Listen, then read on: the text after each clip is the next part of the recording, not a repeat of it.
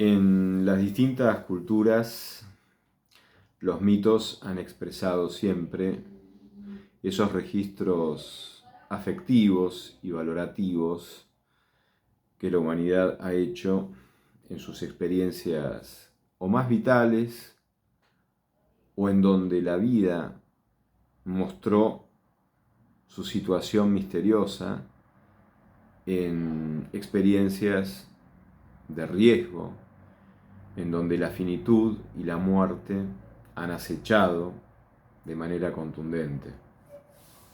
En esas experiencias límites, el abismo entre la vida y la muerte implica un registro sobre todo afectivo, en donde se toma conciencia desde un lugar muy íntimo del valor y del misterio en el cual está entretejido el valor de nuestra propia presencia en la existencia, de nuestra propia identidad intransferible, desde la cual nos descubrimos, nos vinculamos, nos relacionamos y ejecutamos, interpretamos nuestro papel en el escenario del tiempo y del espacio históricos en el cual nos ha tocado aparecer, nos ha tocado nacer, nos ha tocado, no quiero que suene al cumplimiento de un designio predeterminado, sino que las circunstancias hicieron que comenzáramos a existir y que somos esos que comenzamos a existir en ese tiempo, en ese lugar, desde esas circunstancias.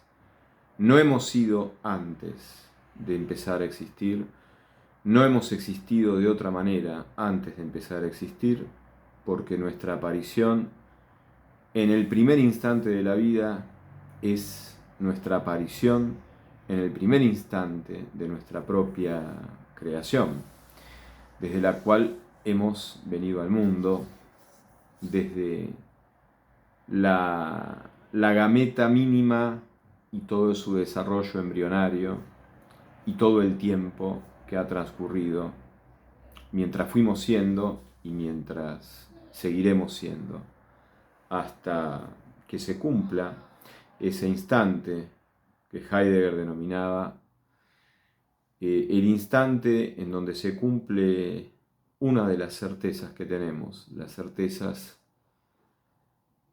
son escasas y una de ellas es la certeza de la posibilidad de nuestra definitiva imposibilidad. Así por lo menos era para Heidegger.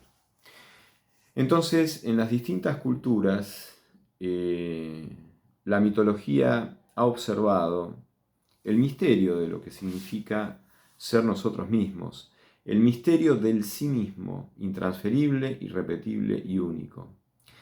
Y la exteriorización que las distintas culturas y los distintos mitos identificaron respecto de esta identidad única de cada ser es justamente el Sol, la solaridad, el centro de nuestro sistema, donde están los demás planetas, esa fuente de luminosidad que da coherencia al sistema, que hace que esa coherencia se describa astronómicamente, geométricamente, matemáticamente, en una especie de coro danzante de órbitas diferentes, pero que van siguiendo patrones matemáticamente localizables y expresables en ecuaciones, en sistemas de inecuaciones, desde una ciclicidad que va mostrando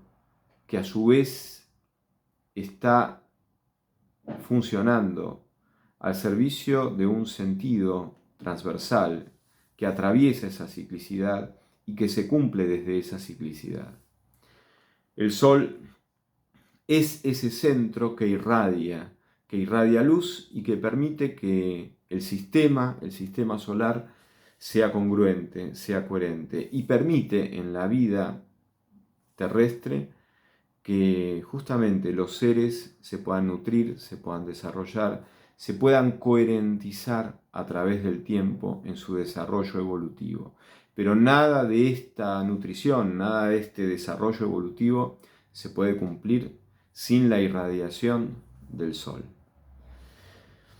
El Sol entonces ha sido vinculado a esa conciencia lúcida que es autoconsciente, a ese sí mismo que se mira mirando el mundo en el cual ese sí mismo está ante sí mismo y ante el mundo, ante los demás seres, ante las circunstancias que tocan vivir.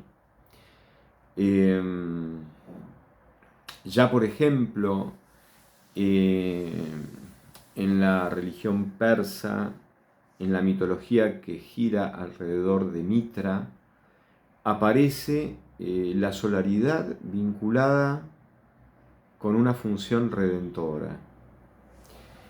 En otras mitologías, como la mitología babilónica, la solaridad está identificada con Marduk, quien para poder florecer, para poder iluminarse, para poder desarrollarse fecundamente, tiene que luchar nada menos que con su madre, Tiamat, con ese principio que en la mitología babilónica representa la materia, representa esa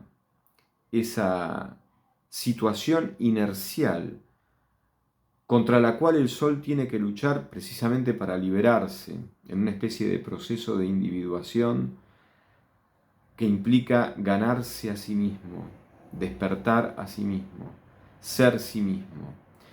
Es propio de la esencia de lo solar que su desenvolvimiento, su desarrollo, su evolución implique necesariamente una lucha con todos los elementos que fuera del tiempo propicio, como diría Anaximandro, fuera del tiempo prescripto por la justicia, son elementos que se convierten en obstáculos para que ese proceso de individuación avance y prospere. Es propio entonces de Marduk tener que luchar justamente con su madre. Luchar contra su madre significa liberarse desde esa atracción inercial que en realidad ata, demora, posterga y después generará subsiguientemente una involución. El Sol tiene que luchar para poder desplegar su ser, para poder desplegar su conciencia, para poder iluminarse e iluminar. Porque precisamente el hecho de la solaridad está implicando no un iluminarse a sí mismo, sino un iluminarse a sí mismo en vínculo necesario con un despliegue de esa luminosidad que cumple un servicio para que el sistema, por ejemplo, el sistema solar funcione, para que los seres vivientes prosperen en el desarrollo vital de su existencia. Es decir, que la solaridad ocupa un centro, pero ocupa un centro como lugar de servicio. Desde ese servicio el Sol tomará cada vez más conciencia de sí mismo, cada vez desplegará y coherentizará sus cualidades y coherentizará desde ese servicio las cualidades del sistema al cual el Sol ilumina, nutre, coherentiza, sirve. Entonces, precisamente en este tiempo, aludiendo al mito babilónico de Marduk, que tiene que luchar con su madre Tiamat, podemos identificar muchas madres Tiamats simbolizadas por condiciones o situaciones que impiden que salgamos a enfrentarnos con la aridez propia de la existencia. Son úteros artificiales que están ofrecidos propagandísticamente para que nos instalemos en una comodidad cuya clave es el bienestar propio. De modo tal de que se termina entendiendo que cualquier malestar, cualquier incomodidad, significan algo que no debiera ser, significan algo malo por sí mismo, significan un error, algo equivocado. El problema es que el nacimiento es abandonar el útero y es salir a la intemperie del mundo, intemperie en la cual está el sol, están los otros, está la ley de la gravedad, están condiciones que constituyen nuestro ser y que no hemos elegido. Por ejemplo, en nuestra situación encarnada, en nuestro cuerpo propio, prosperan un montón de funcionamientos que se pueden expresar a través de leyes biológicas de las cuales nosotros no somos los autores. Sin embargo, tenemos con ese material que nos constituye hacer algo desde la otra dimensión que nos constituye, que es la dimensión espiritual, gracias a la cual podemos entender, podemos querer, podemos ser libres. Más allá de que esa libertad esté condicionada, nunca está totalmente condicionada. Siempre la libertad puede atender o desatender lo que fuere. Con lo cual, el proceso solar, el proceso de individuación, es un proceso de crecimiento, pero con la conciencia de que ese crecimiento implica un servicio, implica, por lo tanto, una reciprocidad, implica al otro. Implica, por supuesto, encontrar el propio guión. Y en ese guión propio y fundamental, irrenunciable, porque es en el guión donde nosotros vamos a ser nosotros mismos plenamente, donde podríamos serlo al menos. En ese guión, ciertos personajes van a ser correlativos a lo que necesitamos para coherentizarnos. Y a su vez esos personajes van a ser los depositarios de nuestro amor, de nuestra ofrenda desinteresada en un sentido egoísta e interesada en ofrendarse simplemente porque valoramos el bien que significa la presencia de ese otro, valoramos su ser y por ese ser, por esa presencia y por esa reciprocidad, por ese camino posible juntos, renunciamos a todo lo demás y ofrecemos todo lo que somos, ofrecemos quienes somos. Lo hacemos libremente y amorosamente. En todo caso, nuestro interés es amoroso y libre. Nunca es egoísta ni calculado. Entonces, es importante pensar que en ese guión propio, que muchas veces la astrología intenta describir a través de la carta natal, en ese guión propio aparecerán las personas que son coherentes con ese guión. Eso no significa que nosotros tenemos que pensar predeterminadamente, en absoluto, justamente. Me opongo y he escrito muchas cosas en contra de los sistemas deterministas, en contra de los holismos deterministas, en contra de todo lo que sea el determinismo.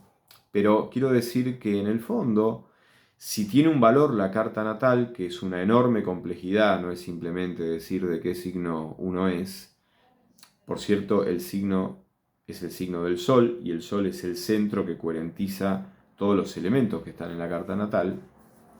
En ese guión que está prescripto en la carta natal, también está prescripto una serie de ciclos evolutivos en los cuales van a aparecer otros protagonistas que con nosotros van a escribir nuestro propio guión y nosotros vamos a contribuir para escribir el guión recíprocamente de esos otros que aparecen en nuestra vida.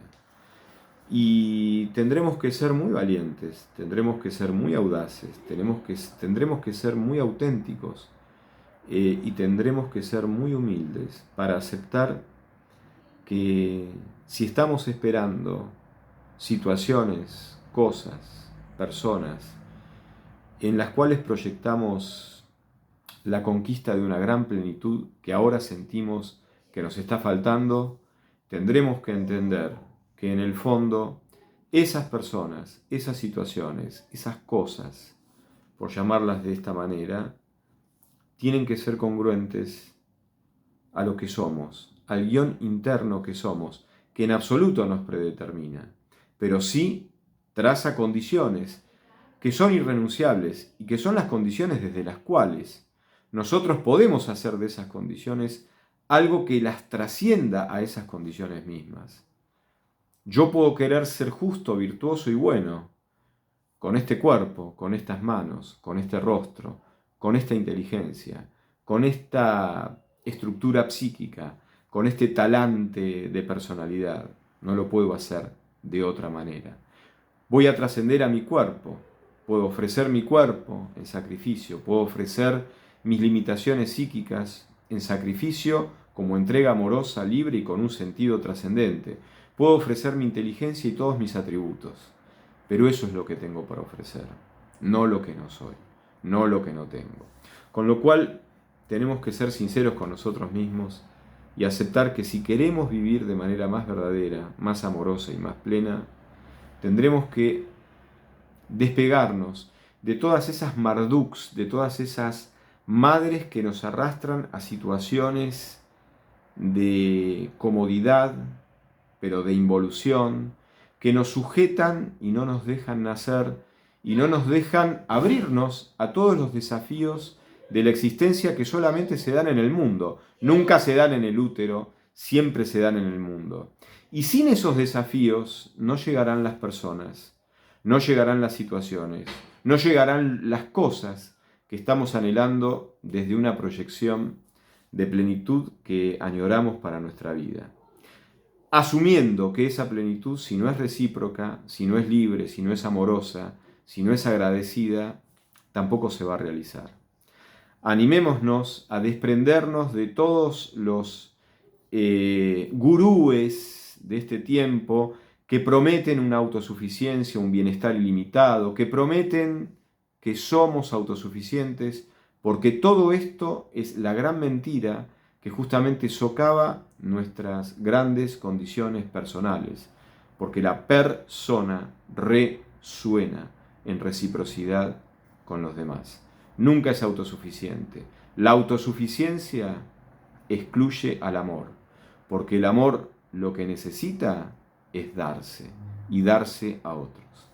Asumamos esta valentía y este desafío y que nuestro sol, nuestra solaridad y desde un punto de vista astrológico todos los ingredientes que están en nuestra carta natal vayan confluyendo a esas condiciones asumidas, concientizadas, sin las cuales no podemos ser quienes somos.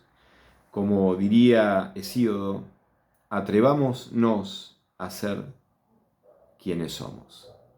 Hasta pronto.